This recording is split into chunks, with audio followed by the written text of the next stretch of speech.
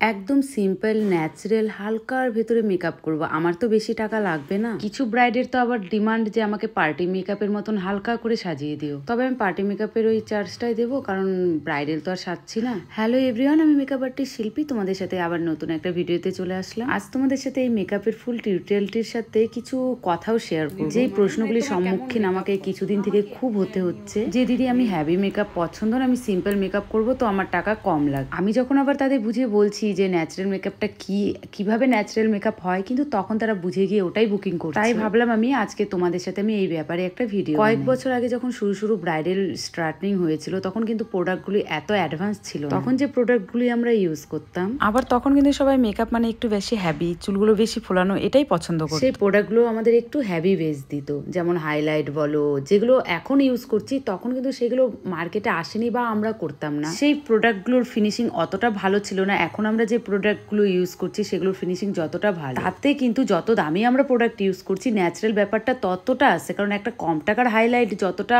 চকচক করে, যত বেশি দাম হয় তত কিন্তু ম্যাট ফিনিশ হয়, আরও স্কিনের সাথে পুরো ফ্ললেস ভাবে ব্যাপারটা বসে। আবার আমরা তখনই কোনো মেকআপের দাম বাড়াচ্ছি যখন আমরা ওর থেকে দামি কোনো প্রোডাক্ট ইউজ করছি। তোমাদের বলছি, যখন তোমরা ফ্ললেস একদম ন্যাচারাল সিম্পল মেকআপ চাইবে, তখন কিন্তু আমাদের আরো দামি দামি প্রোডাক্ট ইউজ করতে। এবার তোমার রইলো যে আমি লাইনার অনেক টানবো না, বা আমি অনেক হ্যাভি কালার করে করে আই মেকআপ করবো না। তুমি হ্যাভি আই মেকআপ করো বা তুমি সিম্পল আই মেকআপ করো, আইতে গিয়ে তো আমাদের ব্লেন্ডিং প্রায় সেই সমান সমানই করতে হচ্ছে।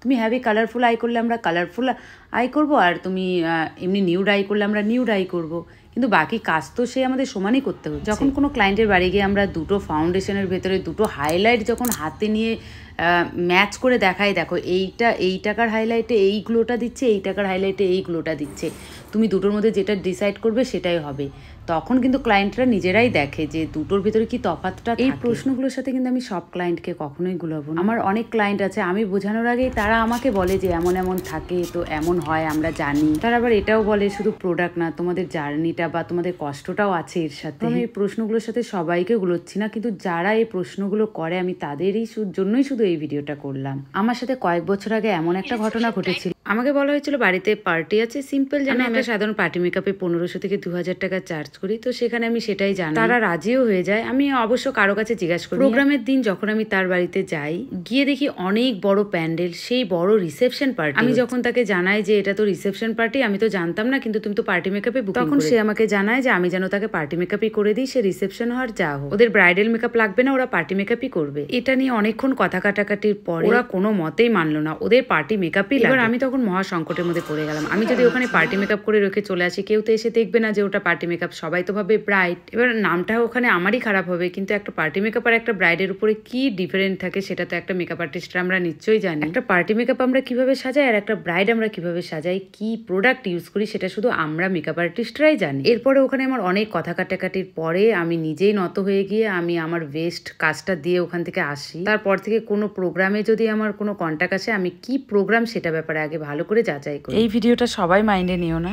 তোমাদের ভিতরে অনেক আবার আছো যাদের ভালোবাসায় আজকে আমি এখানে। অনেকে আছো আমার শুভাকাঙ্ক্ষী, যারা আমাকে অনেক ভালো ভালো বুদ্ধি দিয়েছো নিজের বিজনেসটাকে এগিয়ে নিয়ে যাওয়ার জন্য। তো সবাইকে থ্যাংক ইউ।